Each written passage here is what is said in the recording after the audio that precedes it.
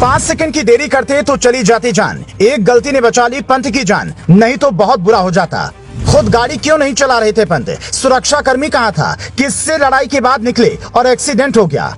Team की meeting में हुआ था बवाल, टीम में से बाहर होने पर थे नाराज। एक्सीडेंट वाली जगह जबरन गए पंत। ऋषभ पंत क्या गाड़ी में अकेले थे? आधी रात को दिल्ली से क्यों निकले? ऐसी क्या बात हुई थी कि पंत न सिर्फ परेशान थे बल्कि अचानक रात को रुड़की के लिए निकल गए थे? 48 घंटे में कई तूफान एक साथ आए, पंत को अपने साथ ले जाना चाहते थे, पर संयोग कहिए या किस्मत, ऐसे एक्सीडेंट के बाद कोई बस्सा नहीं है। पर आज चमत्कार हुआ। एक्सीडेंट कैसे हुआ ये तो जांच का विषय है, पर हम जो आपको बताने वाले हैं वो आपको हैरानी में डाल देगा। पिछले कुछ दिनों से पंत की जिंदगी में कुछ भी ठीक नहीं चल रहा है। एक के बाद एक झटके ने उन्हें तोड़ दिया था। कई रिसर्च में दावा किया जाता है कि इंसान अपनी परिस्थितियों के बारे में सोचते हुए गाड़ी चलाता है तो एक्सीडेंट के चांस 80% बढ़ जाते हैं। हमारे पास पुख्ता जानकारी है कि पंत अपने घर 29 की रात को नहीं बल्कि 30 को रात को निकलने वाले थे ताकि मां को वो सरप्राइज दे पाएं। पर अचानक 29 की रात को ही दिल्ली से रुड़की निकलने की पीछे की वजह क्या हो सकती है? बीसीसीआई ने 2 दिन पहले उप कप्तानी, वनडे और T20 से जगह चुनी थी, लेकिन उसके भी 4 दिन पहले एक घटना हुई थी जिस पर शायद आपकी नजर पड़ी हो। बांग्लादेश और भारत के बीच आखिरी टेस्ट के तीसरे दिन शाम को भारत के धड़ाधड़ विकेट गिर गए। कुछ ओवर ही बचे थे, पंत को बैटिंग करने आना था, लेकिन वहां कुछ ऐसा हुआ जिसका जिक्र करना यहाँ जरूरी है। अपने YouTube चैनल पर स्पिनर रविचंद्र अश्विन ने खुद खुलासा किया कि पंत किसी बात से इतने परेशान थे कि बैटिंग की बारी आई तो वो बल्लेबाजी करने नहीं गए बल्कि मुंह पर तौलिया डालकर कोच और कैप्टन की बात को अनसुना कर दिया। வந்துட்டு விக்கெட் விழுந்துட்டே இருந்தது, பாட கட்டே இருந்தாரு. விக்ரம் பாஜி போயிட்டு விராட்ட கேட்டாரு, நைட் வாட்ச்மேன் வேணுமா அப்படின்னாரு. நைட் வாட்ச்மேன் நான் பாத்துக்கிறேன் அப்படின்னாரு. ரிஷப் பண்ட் என்ன சொன்னாரு, அப்படியே அவர் என்ன பண்ணாரு, ட்ரெஸ்ஸிங் ரூம்ல ரிலாக்ஸ்டா அப்படி டவலை மண்டை மேல போட்டுட்டாரு. அப்படி போட்டு அப்படியே உட்காந்துருப்பாரு. அது மேட்ச் பார்க்க கூடாதுனா இல்ல ரிலாக்ஸ்டா இருக்கணும்னா இல்ல அவர் போய் நான் பாத்துக்கிறேன் அப்படின்னு இருக்காரா, வெட்டு ஒண்ணு துண்டு ரெண்டுன்னு பாக்குறதான்னு தெரியல. அவரை கேட்டாரு விக்ரம் நைட் வாட்ச்மேன் வேணுமா அப்படின்னு. இன்னைக்கு நைட் முழுக்க வாட்ச்மேன் தான், நான் நாளைக்கு போய் ஆடுறேன் அப்படின்னு. அந்த டைம்லயே அவ்வளவு நர்வஸா டே ஆடுங்கடா அப்படின்னு சொல்லி இந்த பக்கத்துல நான் நர்வஸா மேட்ச் பாத்துட்டு இருக்கேன். அப்போ ஒரு ஜோக் அவரால் கிராக் பண்ண முடிஞ்சு. அவர் கேட்டார், உனக்கு விராட் வேணான்ட்டான், உனக்கு நைட் வாட்ச்மேன் வேணுமா அப்படின்னாரு.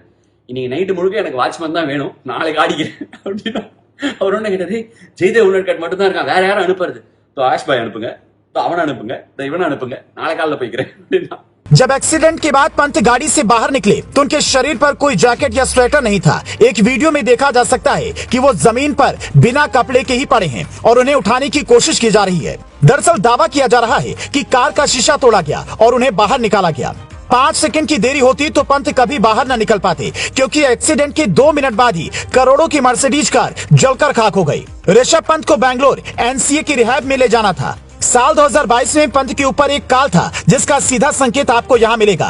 पंत की राशि है तुला और तुला राशि के लिए 30 दिसंबर बिल्कुल भी ठीक नहीं होने वाला था।